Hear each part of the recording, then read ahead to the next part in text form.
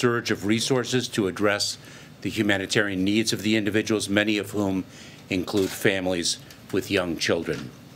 We also applied our months-long standard operating procedures at the border, which we have been applying to all migrants encountered at the border during this very challenging time of the COVID-19 pandemic. As of this morning, there are no longer any migrants in the camp underneath the Del Rio International Bridge. I will walk through what we have done, how we have done it, explain the processes, and provide data that you have requested. But first, I want to make one important point. In the midst of meeting these challenges, we, our entire nation, saw horrifying images that do not reflect who we are, who we aspire to be, or the integrity and values of our truly heroic personnel in the Department of Homeland Security. The investigation into what occurred has not yet concluded. We know that those images painfully conjured up the worst elements of our nation's ongoing battle against systemic racism. We have been swift and thorough in our response. First, we immediately contacted the Office of Inspector General and launched an investigation into the events that were captured in the disturbing images of Horse Patrol units. We ceased the use of Horse Patrol units in the area. The agents involved in these incidents have been assigned to administrative duties and are not interacting with migrants while the investigation is ongoing. I directed the personnel from the CBP Office of Professional Responsibility to be on site in Del Rio full-time to ensure adherence to the policies, training, and values of our department. The highest levels of the CBP Office of Professional Responsibility are leading the investigation, which will conclude quickly. The results of the investigation I will make public. The actions that are taken are as a result of what we have seen in those images. The investigation will be compelled, the results will be compelled by the facts that are adduced and nothing less. Let me be clear, the department does not tolerate any mistreatment of any migrant and will not tolerate any violation of its values, principles, and ethics. Now, I would like to turn to our operational response. DHS led the mobilization of a whole-of-government response to address the challenging situation in Del Rio. DHS immediately worked to address the acute humanitarian needs of the migrants themselves by partnering with federal and non-governmental agencies and entities. We rapidly deployed basic services like drinking water, food, clothing, and portable toilets. I am grateful to the Red Cross for providing more than 17,000 hygiene kits in the World Central Kitchen, for contributing more than 14,000 meals per day to supplement other food programs. We surged medical resources and capacity, including over 150 medical professionals, to provide health services to ensure the safety of the migrants, employees, and the surrounding community. We provided personal protective equipment, including face masks. We erected 4 climate control tents to support housing for vulnerable populations. Let me go through our operational response. Simultaneously with the humanitarian response, we in the Department of Homeland Security implemented a series of operational measures to process migrants consistent with existing laws, policies, and procedures. In particular, CBP, Customs and Border Protection, surged 600 agents, officers, and DHS volunteer force personnel to the Del Rio sector to provide operational support. We also, DHS officers and agents conducted 24-hour patrols for general safety, as well as to identify anyone who might be in medical distress. ICE, the U.S. Coast Guard, the Department of Defense, and the Department of Justice provided transportation support to transfer migrants out of Del Rio to other Border Patrol sectors with capacity. Working with the Departments of State in Haiti, DHS increased the number of removal flights to Haiti commensurate with the country's capacity to receive. Importantly, USAID has established a $5.5 million program to provide on-the-ground assistance to repatriated Haitian migrants. Nearly 30,000 migrants have been encountered at Del Rio since September 9th, with the highest number at one time reaching approximately 15,000. Today, we have no migrants remaining in the camp under the international bridge. Migrants continue to be expelled under the CDC's Title 42 authority. Title 42 is a public health authority and not an immigration policy.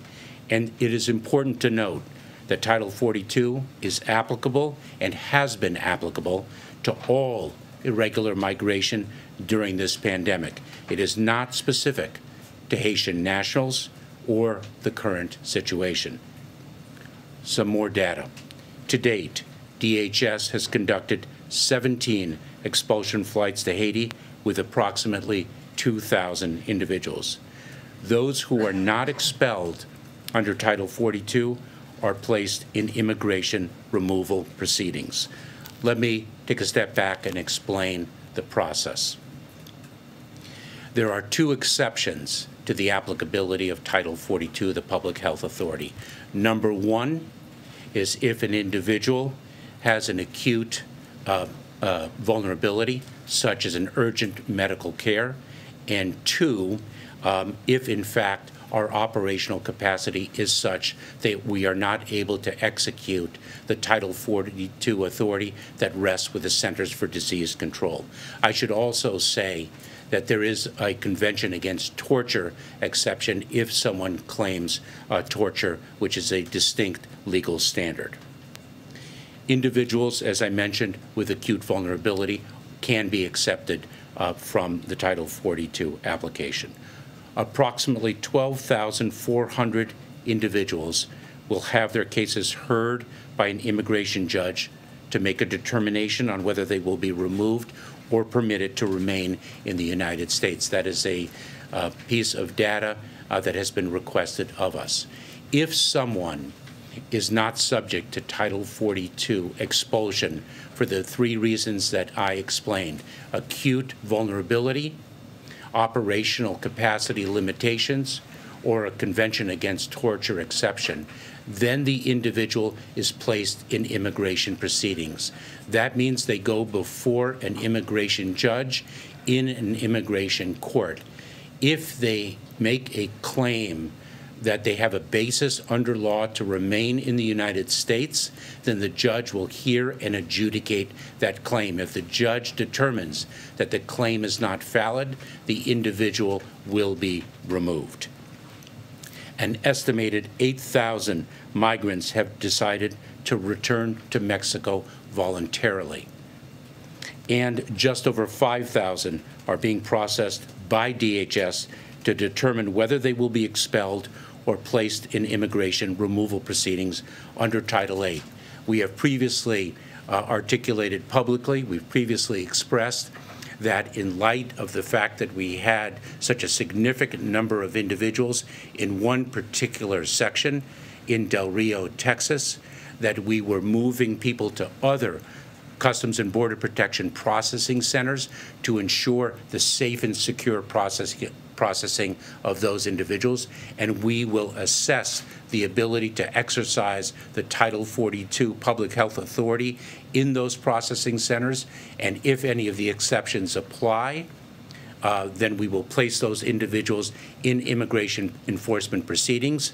But if we are able to expel them under Title 42, because that is indeed a public health imperative as determined by the Centers for Disease Control, we will do so. And with that, I'll take your questions. Steve. Thank you. Mr. Secretary, thank you very much for coming in to take our questions. The first question is, I was hoping you could explain more of your view that these agents on the border acted in a way that violated policies or procedures. Can you tell us what they did wrong to start? And then my second question has to do with what this episode, how this episode informs your understanding or thinking about the current and ongoing asylum review. and whether, perhaps, if the administration were to take a more permissive stance toward asylum, membership in a particular social group, that this episode could be seen as one of many in the future. So I think, if I may, you're conflating two very different phenomena, two very different processes. First of all, the images, as I expressed earlier, the images horrified us in terms of what they suggest and what they conjure up in terms of not only our nation's history, but unfortunately the fact that that page of history has not been turned entirely. And that means that there is much work to do, and we are very focused on doing it. But I will not prejudge the facts. I do not in any way want to impair the integrity of the investigative process. We have investigators who are looking at it independently. They will draw their conclusions according to their standard operating procedures, and then the results of that investigation will be determined by the facts that are adduced. Now, with respect to the asylum process, that is an independent process, and I'm not sure I understood your question. If you're asking about the definition of a particular social group, and just for everyone's benefit, the asylum laws provide that the first step in an asylum process is a claim of credible fear. Economic need, flight from generalized violence does not qualify as credible fear, but rather credible fear is credible fear of persecution by reason of one's membership in a particular social group. What is the definition of a particular social group was significantly constrained.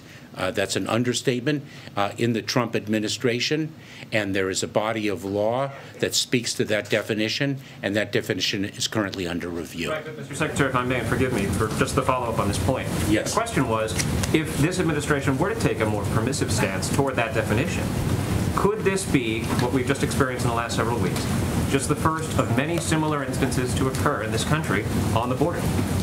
What instance are you referring to? Well, we have 15,000 migrants that the United States government has had to now process, and so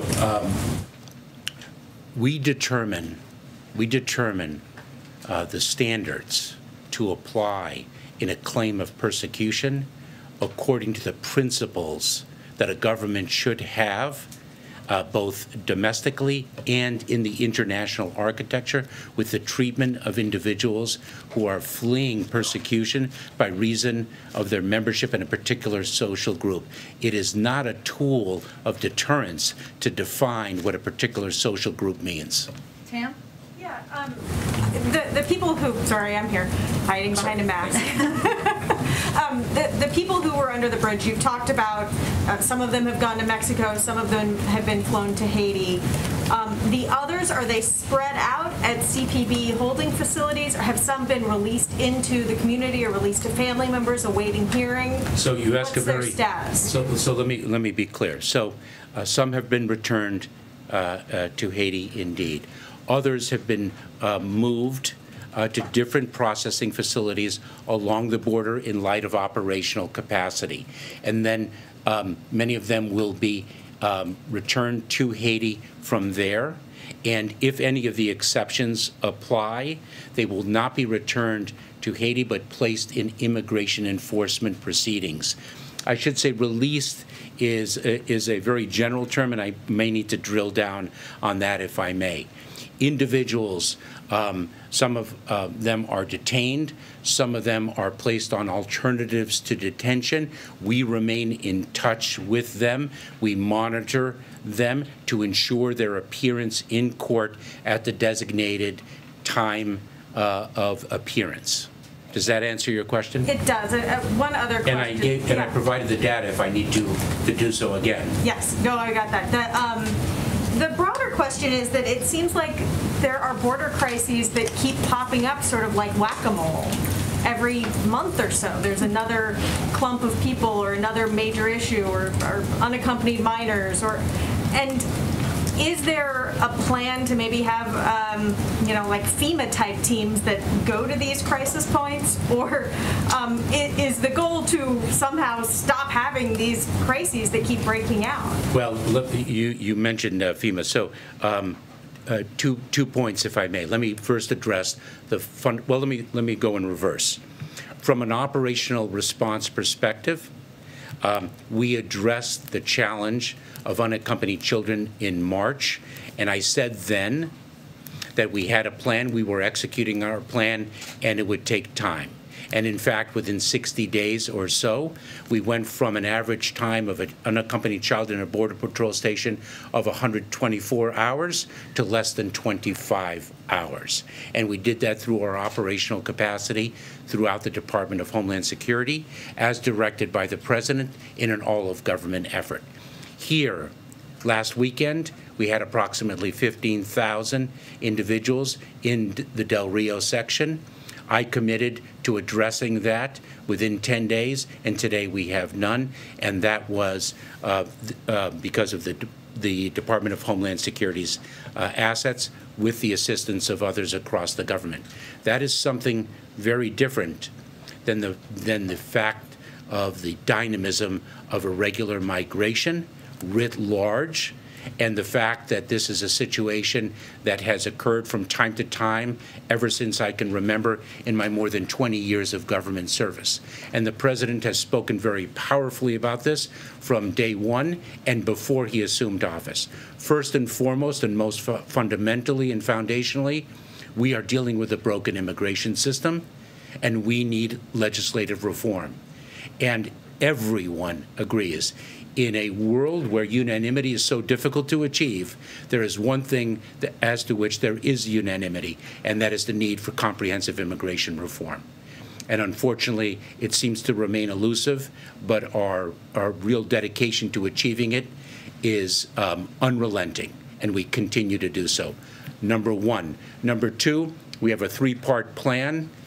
We invest in the root causes to address the need, address the reason why people leave the homes in which they live and take a perilous journey that they should not take. Second, the building of safe, orderly, and humane pathways.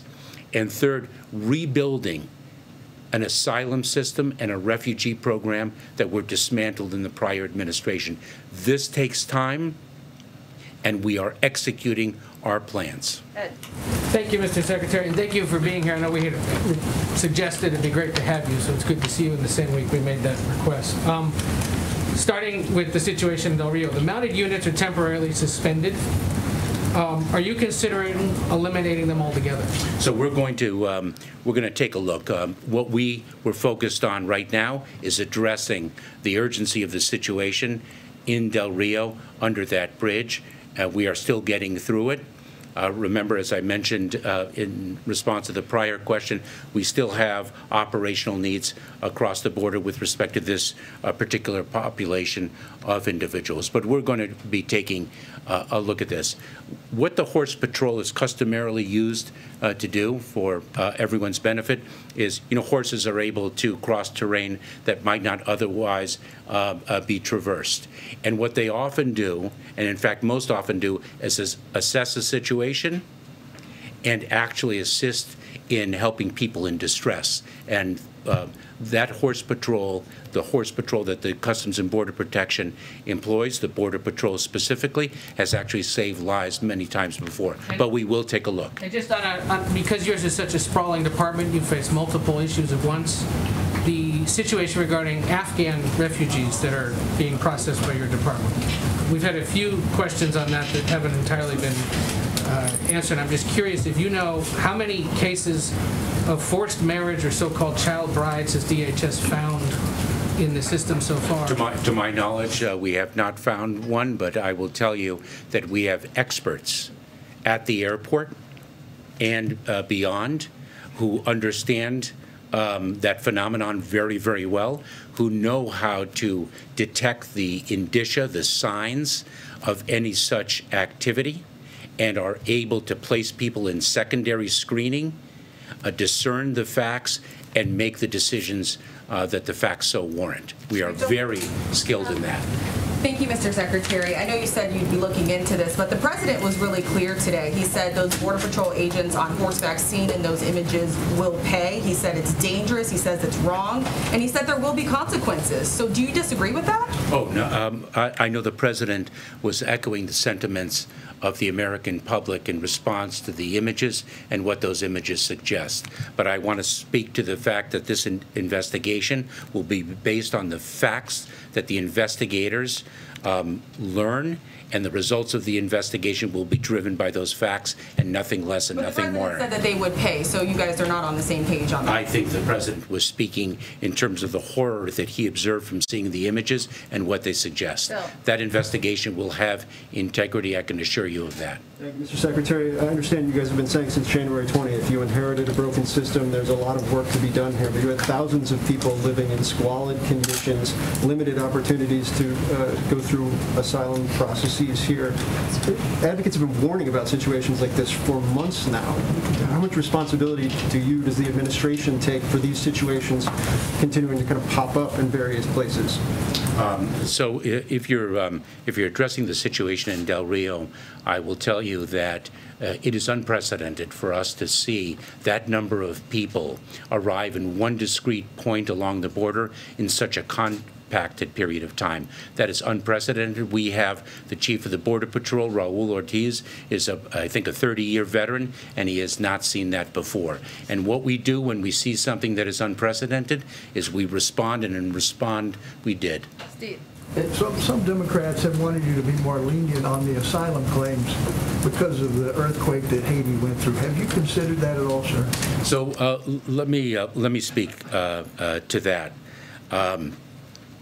We studied the conditions in Haiti a number of months ago, as is our legal obligation to do so.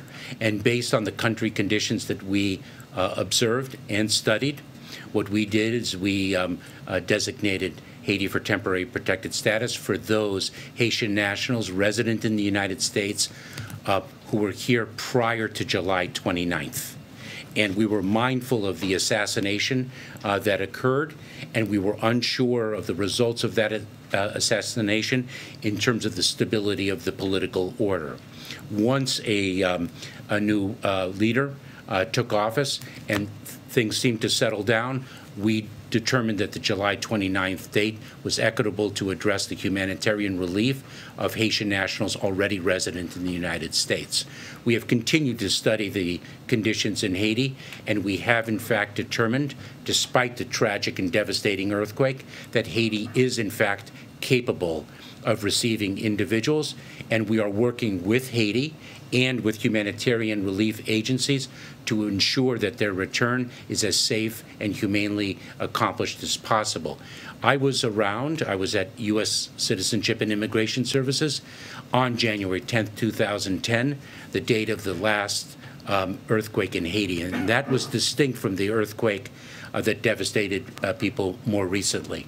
That had a far greater geographic repercussions than this one now. This one, as devastating and tragic as it is, was more geographically limited, and we made a determination based on the legal standards and the facts that in fact individuals could be returned to the country as a whole. Peter. Thank you very much.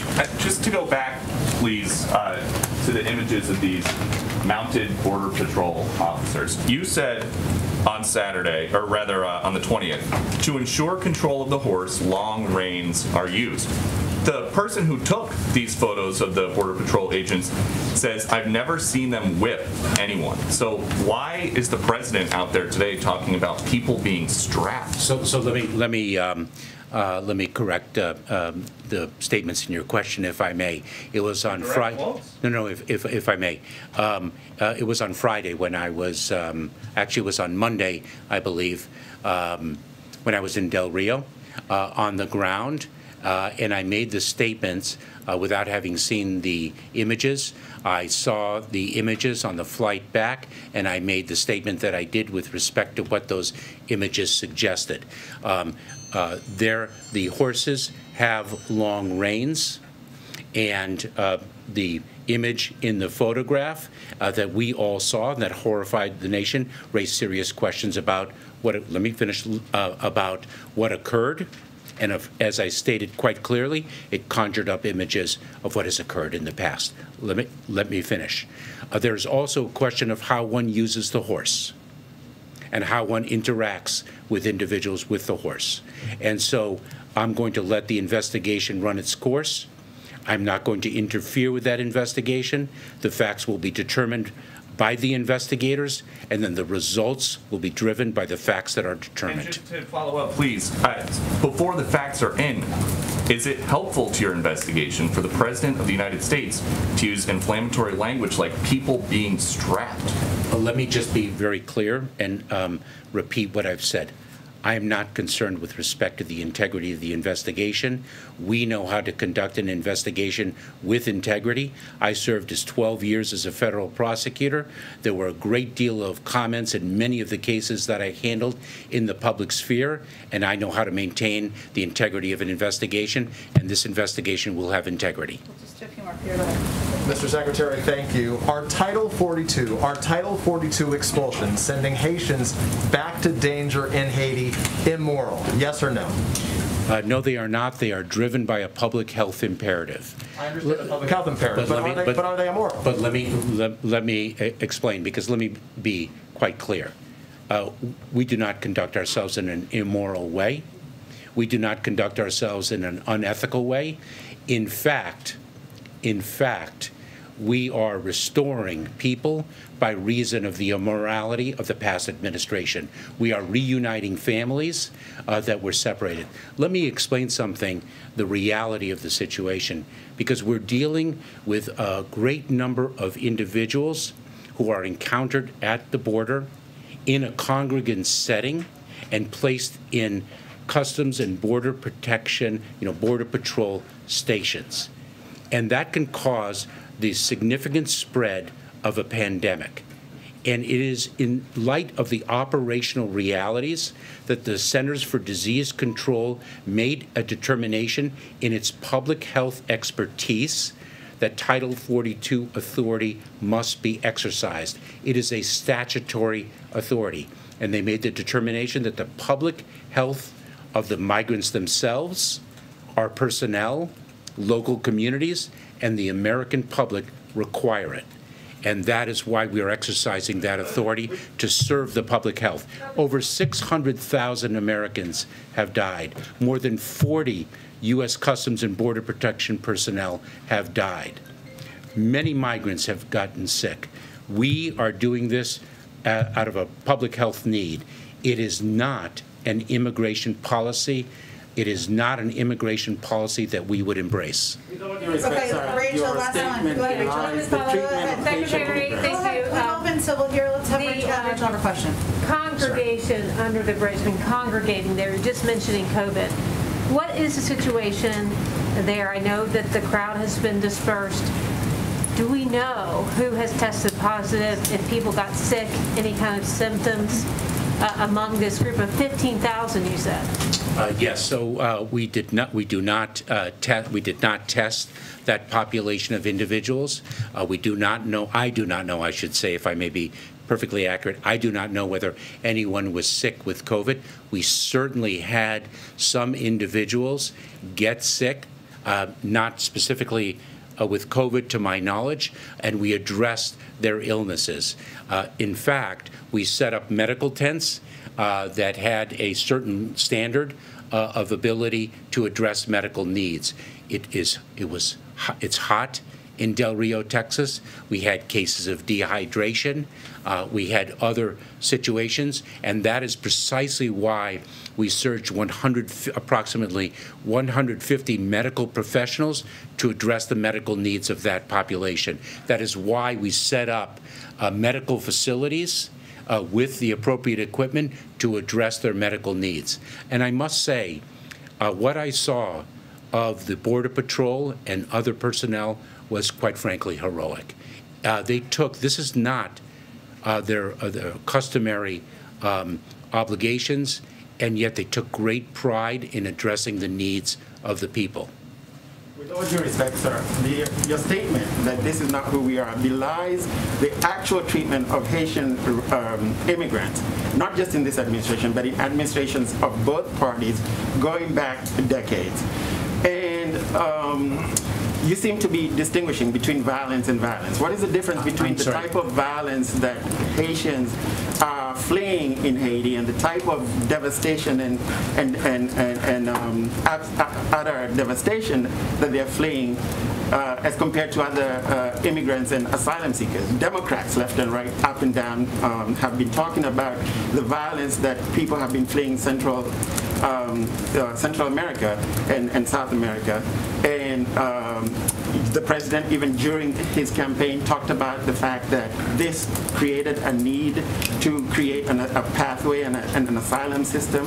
This doesn't seem to be the case when it comes to Haitian immigrants. And in fact, the images are a true graphic representation of the way Haitian immigrants and immigrants of African descent have been treated, not just by this administration, but if I may, I would respectfully disagree with you. And let me say, U.S. immigration for the last 20 years, so I have some experience with it. Oh, no, I wasn't commenting on your personal experience, sir, and I am an immigrant as well. I wasn't commenting on your personal experience. I was respectfully disagreeing with an assertion that you made, if I may. Because, if I may, an asylum claim is determined based on the facts that are presented in the individual case. In fact, the Title 42 authority has been applied to irregular migration since the very beginning of this administration and before. And it has applied to individuals from Guatemala, Honduras, El Salvador, and other countries. It has been applied equally, and the exceptions that I cited have been the exceptions that have applied to all. There are 3 exceptions: the Convention Against Torture, acute vulnerabilities such as extreme medical needs, and operational capacity. Those are the 3 exceptions.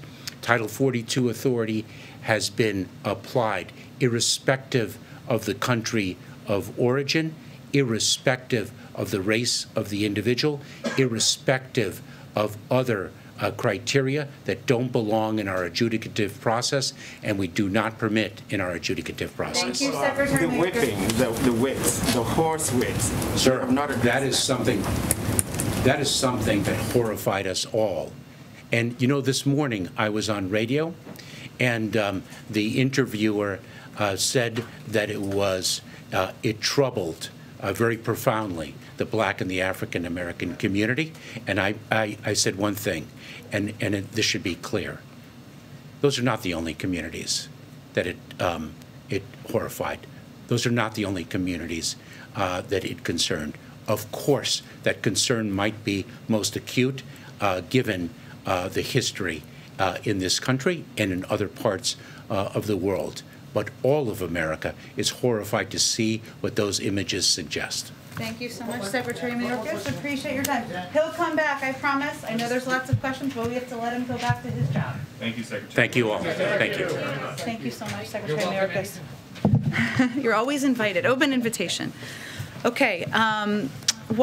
2 items for all of you at the top. In addition, today the Treasury Department released data on the Emergency Rental Assistance Program, which shows that through the month of August, state and local ERA programs, emergency rental assistance programs, have distributed more than 1.4 million payments to households, totaling more than $7.7 billion to support the housing stability of vulnerable renters and landlords. So 420,000 households were served in August, an increase of about 24% since July. Over $2.3 billion in rental assistance was distributed in August, which represents roughly 3 times the amount spent in May. We expect distribution progress to continue, but even if this pace simply maintains, it would mean 3 million payments to renters in need and $16.7 billion in emergency rental assistance spending, which would have a very meaningful positive impact on 2021. And just quickly on the week ahead, Throughout, we'll obviously have more to convey to all of you over the weekend, just to set expectations. But throughout next week, the President will continue to engage with members of Congress and congressional leadership on his Build Back Better agenda and the bipartisan infrastructure deal. They will also discuss passing the continuing resolution, providing disaster relief, and avoiding default. And on Wednesday, and we're obviously leaving some space to do exactly that, and on Wednesday, the President will travel to Chicago, Illinois, to highlight the importance of COVID-19 vaccine requirements for businesses. And again, we'll have more as the weekend proceeds. Josh, why don't you go ahead? Thanks, Jen. 2 questions. First, the Quads meeting here at the White House. The president said he doesn't want a new Cold War with China. And yet we've also seen cyber attacks. Businesses are reporting supply chain issues with their suppliers in China. What confidence does the administration and its allies have that China also does not want a new Cold War? Well, what we can speak to is what our intention is. And you heard the President convey clearly in his speech at the UN General Assembly earlier this week that our relationships with China, our approach to China, is one of competition and not one of conflict. I will say as it relates to the Quad, which is, I think, ongoing unless it wrapped, and we'll have a robust readout for you with all the deliverables. But the focus of that is it's not a security meeting or security apparatus. This is the focus of this group is on COVID, climate, emerging technology, and infrastructure, all areas where it's incredibly important to coordinate with key partners who are in the global community, including in that region. Understood. I guess I asked because the Australian PM said free democracy without saying China. But I guess the second area is Afghanistan, where we had this drone strike, and we now know that this was an aid worker. How did this happen? What does this tell us about our intelligence in Afghanistan? And what are the procedures for accountability going forward? Well, I know last Friday, the Defense Department did an extensive briefing on this and put out an extensive statement where they conveyed clearly that this was a horrible mistake, that this was a tragedy, as is the loss of civilian life in any occasion, and certainly in this case. There's also been, they also announced that they would look back at the CENTCOM review that they announced last week. So that is a process that would be ongoing and undergone at the Department of Defense. I would note, and I'm not sure if this was exactly your question, but some have asked about what it means for our over-the-horizon capabilities and capacities, and I don't know if that's what you were getting at. As we look to Afghanistan, as we look to preventing terrorists from threatening our partners or even threatening our homeland. One, of course, we watch that closely from our intelligence community. They do regular briefings, as you've seen on the Hill. But also, over-the-horizon capacity is not the same as steps that were taken, as it was in the case of this drone strike or the strike before it, where our troops are threatened on the ground and where immediate action needs to be taken in order to prevent or attempt to prevent their lives from being threatened. Obviously, this was a horrific mistake. Over the horizon capacity, you have more time to consider, to look at targets, to consider intelligence, and that's the difference in how we would approach it moving forward. But there would be a look at the CENTCOM review, and that's something that would come out of the Department of Defense. I just want to jump around because I promised I would. Okay, let's go to Al Jazeera first. Yes, thank you. Hey, I've been trying to ask this question for months. I appreciate you taking it. It's a freedom of the press question. Members of the administration, you recently this week have talked about the importance of journalism to democracy. The president also made a point of saying his presidency was different from his predecessor. So why is President Biden keeping the Trump-era charges against Julian Assange? Why is he allowing the prosecution from publishing the truth about human rights abuses in Iraq, Afghanistan, Guantanamo? And does the president believe the ongoing detention of Assange is reasonable, even moral, given the transparency delivered and the greater good served? Well, I don't have anything new to say on Julian Assange, and I would point you to the Department of Justice on that. I would say, though, that we do think of ourselves, and we are approaching this from an entirely different approach of the last few years as it relates to freedom of the press. And I think the Department of Justice's actions as it relates to the prosecution of journalists or how we're going to look at or go after records, something that the Attorney General made an announcement about, the President has spoken to, is very clear evidence of exactly that. The President see this as a freedom of press issue with respect to Assange? Again, I have nothing new to speak to on Julian Assange. This is something that I emailed you about months ago, so there's been time to I understand. discuss this. I understand. I don't have a new comment from here. Go ahead. You don't want to touch this. I have one more. Sure, go ahead. Go ahead. Thank you. You know, we've talked about the images that the Al Jazeera footage exposed with respect to the horses along the border, the pain that conjures up for African Americans in this country. The president has condemned this, but you know, the president has also promised African Americans in this country that he had their back. Al Sharpton has said this week, we're being stabbed in the back, Mr. President, we need you to stop the stabbing from Haiti to Harlem. He's talking about the failure of the police reform bill. What does the president need to do to address this? What does he need to do more for the community? You said this week that there's been the engagement with leaders, but does the president need to do more than that, and what should he be doing? Well, first I would say, since you referenced police reform, the president is absolutely frustrated that we haven't been able to move forward with police reform. He supported the efforts by negotiators on the Democratic side, on the Republican side, to try to find common ground. He also was frustrated that they weren't able to move forward, despite the fact that there was agreement from even police organizations and others about what the path forward looked like. So he's incredibly frustrated. It requires Congress moving forward in order to have that kind of lasting impact. But the president has also been clear he's going to engage with advocates, engage with members, and also consider options like executive actions, which is something that we did not act on because we wanted to leave space for these negotiations to continue. African American voters feel recognized, that they are being seen, that they're being heard. I mean, bring it down to the layman level. You asked me specifically about police reform, so that's why I addressed that specific question. I would say that the president has been an advocate for civil rights changes, for reforms that are needed, for equity across our system for many, many decades, and that is a central tenet of his presidency. And that is evidence in a range of executive orders that he signed early on in his presidency, his advocacy for voting rights, for police reform, and certainly the comments and remarks you heard him give this morning. Go ahead.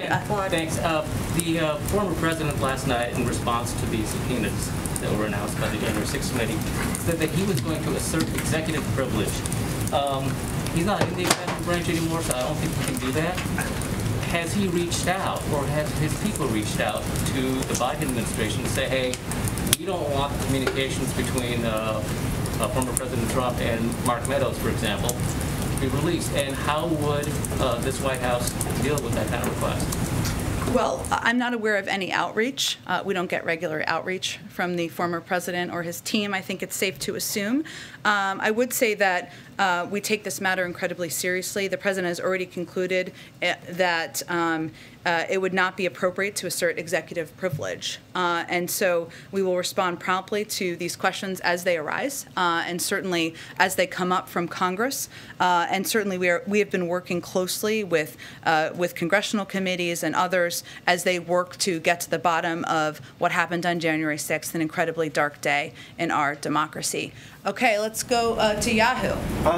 Jen, throughout much of the spring and early summer, our vaccination goal was 70% for adults. What is it now?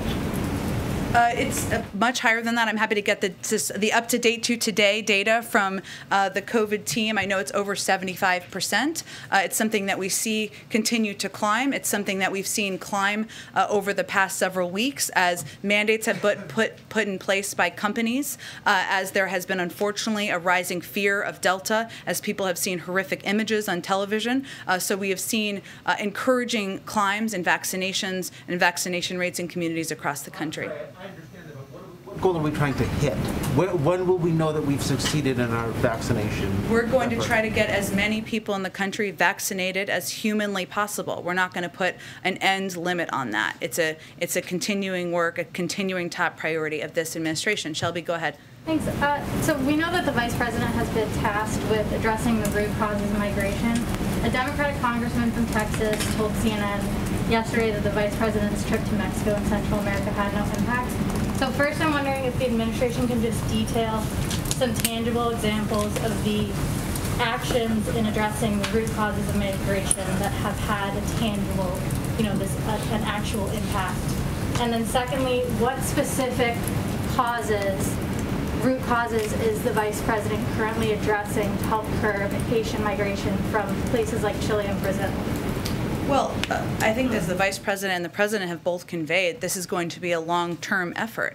And what the focus is on is addressing root causes like corruption, like economic circumstances that are impacting people and prompting them to want to come to the United States. So that requires working with governments, both to put in place new migration proceedings and processes or limitations sometimes at borders. We've seen some impacts of those over the course of the last several months. It also includes providing assistance and engaging closely with these leaders on what steps can be taken. And the Vice President has been deeply engaged in this. But again, as it relates to Haiti, as it relates to our broken immigration system, the clear step that needs to be taken is an immigration bill needs to pass Congress. It's a broken system, one that is ineffective, one that is not moral in many cases at this point in time. It's long overdue. There are a lot of Republicans out there giving speeches about how outraged they are about the situation at the border, not many who are putting forward solutions or steps that we could take. So we're a little tired of the speeches. We'd like to partner on solutions and working together to address this problem that has not been partisan in the past. Go ahead. Thank you, Jen. Two quick questions. The President met just 2 days ago with a group of lawmakers, 5 hours of meetings. Does he have a better sense after all of those meetings, 5 hours of meetings, as to whether or not a vote will take place this Monday on the bipartisan Senate bill in the House of Representatives? Well, our work did not stop after those 5 hours of meetings, and the President has always known that this would be a key inflection point, and we are certainly at one right at this moment, because while there is broad agreement on the need to lower costs for childcare, for elder care, for college, for preschool, the need to rebuild bridges and roads, the need to address the climate crisis, the need to have a more fair tax system, there are discussions about the size. Now, as the President said multiple times this morning, the package will cost $0. There are a range of revenue options that can cover whatever the cost of the package looks like, but these are important discussions that need to be had. We know that there are differences of opinion among members of our own party, and we're still at work at it, and our team was still at work yesterday. I will say, as it relates to the next steps here, we want to win the vote when it happens. That's our objective. The second question has to do with COVID protocols that exist in the West Wing in particular. Sure. The President meets regularly with his counterparts, like today, from around the world. He meets with lawmakers. He meets with activists, with private citizens from time to time. When new ambassadors present their credentials, they do so right now by Zoom. Is there a particular reason why the President doesn't meet with those new ambassadors face-to-face like has been done in the past by other presidents? I know he's eager to do that in the future. I don't have any more information or prediction of when that may happen, but certainly something he looks forward to doing, and he respects and values the role of ambassadors who are serving around the world. But is there a particular reason why he's not doing that right now, why he's doing it by Zoom? It's not a COVID reason, but I'm happy to check if there's a plan for welcoming ambassadors in person anytime soon. Chris, do you have a question? I don't want to put you on the spot, or Chris may not. Ann, go ahead. Sorry. Okay. It's a Friday. I want to clarify something. Sure. You said a moment ago, and then I have another question. When you say that the President has determined that it's not appropriate to assert executive privilege in the January 6th documents matter, is that a blanket statement, or are you going to evaluate the requests from the investigating group as they come in one by one with an eye to not asserting executive privilege? And it's an eye to not asserting executive privilege, Ann, and obviously some of this is predicting what we don't know yet, but that is certainly his overarching view. Is there something that you wouldn't turn over that you can think of? I don't think I'm going to get ahead of a hypothetical, but that is what's important for people to know and understand, is that's the principle through which we're approaching this. Okay. And then separately, on the potential government shutdown, has there been any determination or thought put yet to what happens to ongoing COVID-related work during a potential shutdown? I'm thinking of potentially like the Department of Labor working on their mandate ideas. So we obviously want to do everything we can to avoid a government shutdown. I can tell you that as it relates to exemptions, our expectation is, because it's public health work, is that the vast majority of work on COVID would be exempted. But I think it's safe to say that even with that being the case, that having the government shut down and having the impact on systems, on processes, on personnel is not ideal. And more than not ideal would be challenging as we're facing a pandemic, as we're working to get a lot of programs funding out to people across the country, which is why we're focused on avoiding it. Go ahead, Patsy. Thank you, Jen. I have two questions on the Quad Summit and an apology to Anne for cutting in line. So on... oh, it's okay. We tried to call in Chris, but it's okay. Quad, go ahead. President Biden said that the Quad is on track to produce 1 billion doses of vaccine by the end of 2022. I believe it's produced and not delivered. And then also on the doses already pledged, the initial 500 million doses announced in June, that's 200 million delivered by end of 2021, the rest by mid-2022. And then the latest 500 million announced delivered by the end of the next year. So first, can you confirm if I have that timeline right? Second, can the world wait that long, especially if the goal to end the pandemic is by end of 2022? That delivery timeline does not seem to support that. Well, let me confirm the specifics here. So the timeline for delivery of these 500 million doses. First 200 million doses will be delivered by June of 2022. I think, as you said, second 300 million doses will be delivered by Q3 of 2022. In total, we'll donate 1 billion doses of Pfizer. That's part of that total. Obviously, we've already donated 160 million doses already to date. What I will say, Patsy, is that right now we are still the world's largest contributor of vaccine doses by more than every other country in the world combined. We have committed to give more, for every 1 dose here, we've committed to give 3 doses overseas. That is more than anyone else. No one else in the world can say that. So, and we're also helping produce, add to manufacturing capacity. The Quad partnership, who was here, of course, meeting as we speak, is on track to produce at least 1 billion vaccine doses by the end of 2022. We're also working to boost vaccine manufacturing in South Africa.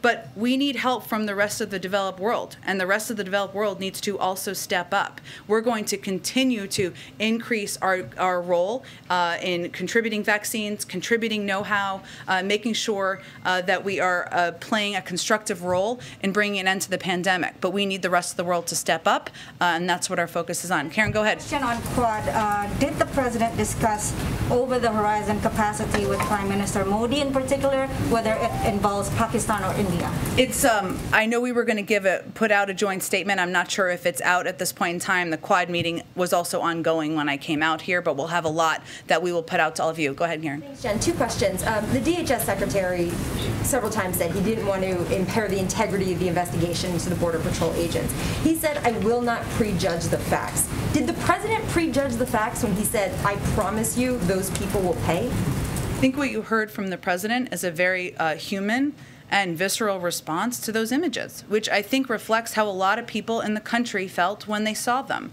There is an investigation the Department of Homeland Security is overseeing. That will determine what the personnel decisions may be, any other policy decisions, and that needs to see itself through. But I think the president wanted to make clear to people who watched those photos, who had understandably emotional responses, that that's not acceptable to him.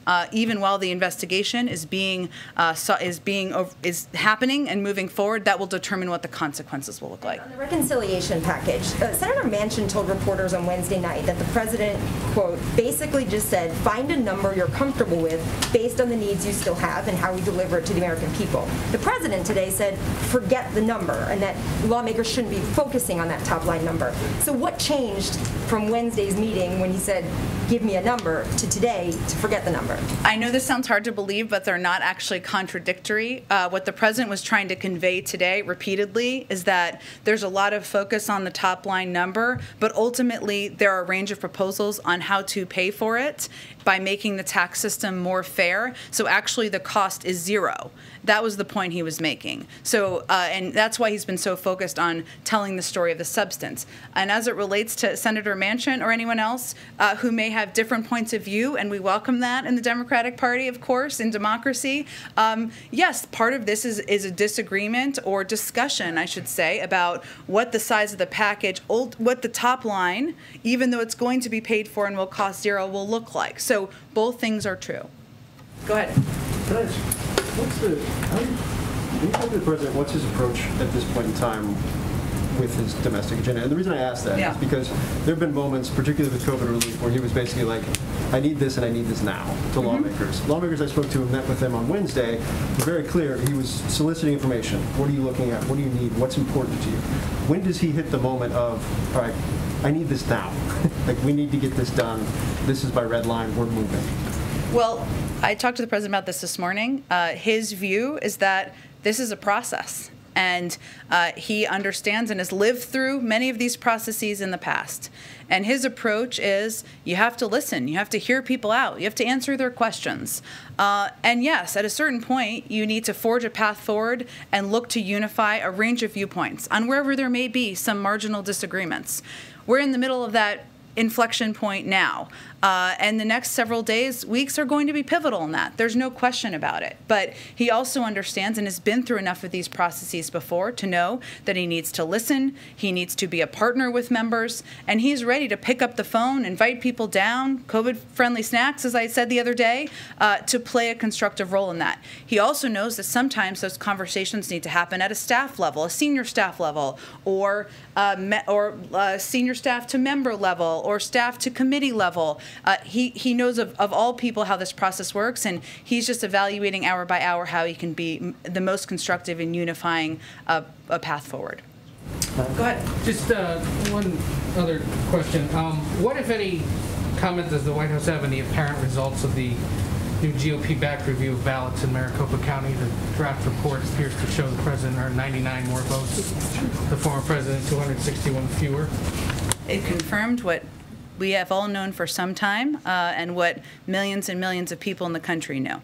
And with Republicans pushing for similar reviews in Texas, Wisconsin, Pennsylvania, is there anything the federal government or the White House can do to address that, given that members of your party are concerned about this ongoing attempt or actual review of ballots? That's a good question, Ed. I'll have to check and see if there's anything substantively, which is I think what you're asking me, that we would have the power to do in this case.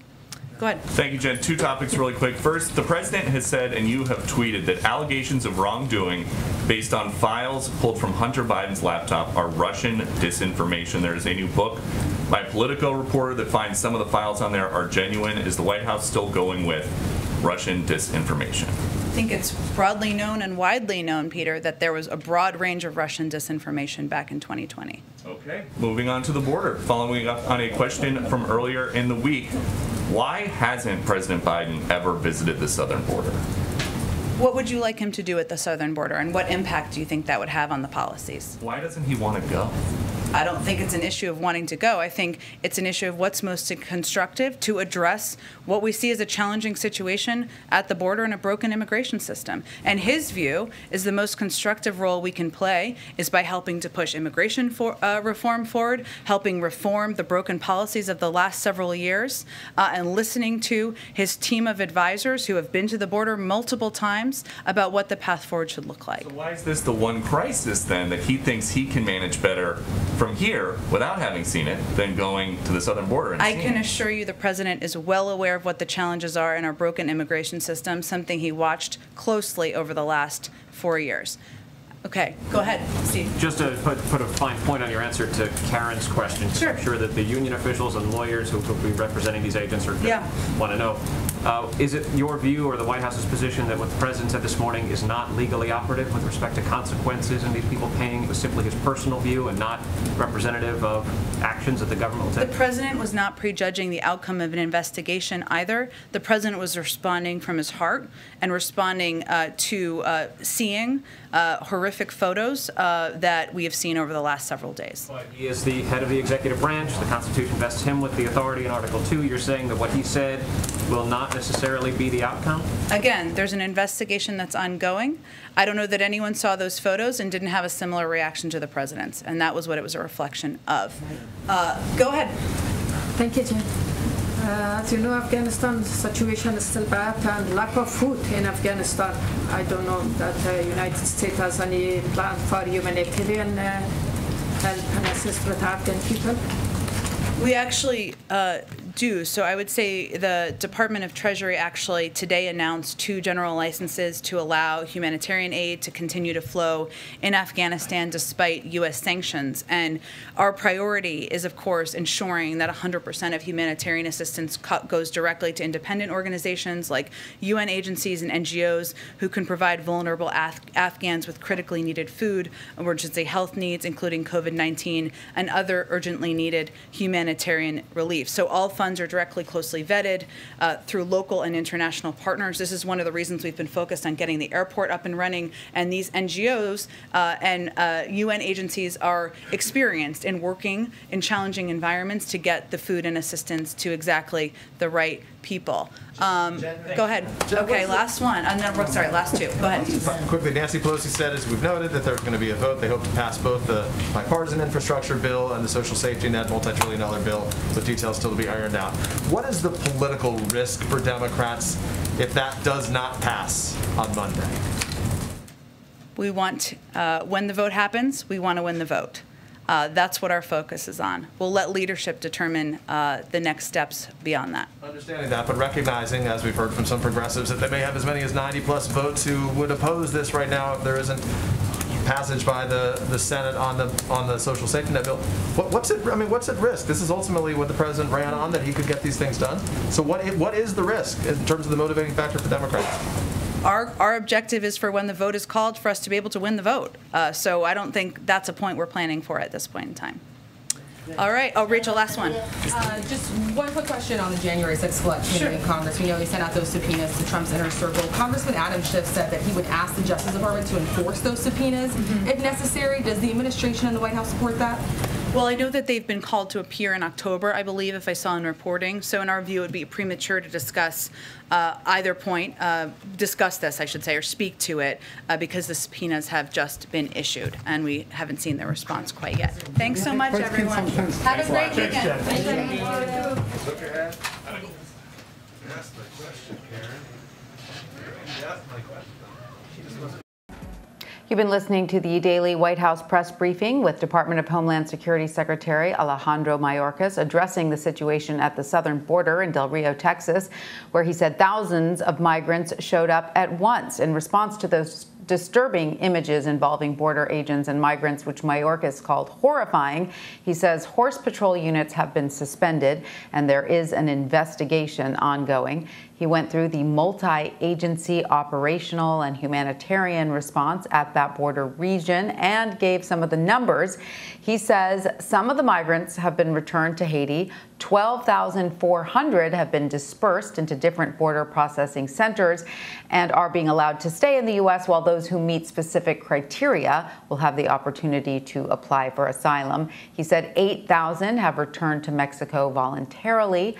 5,000 are still being processed and may possibly be expelled under Title 42, which Mayorkas says the administration continues to use.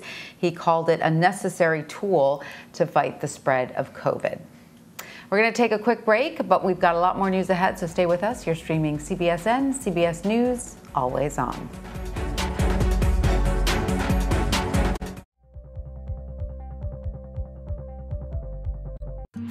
An original documentary on CBSN. We need to put an end to this territorial status. Will statehood create a better Puerto Rico? So that we have the same quality of life that you see in the States.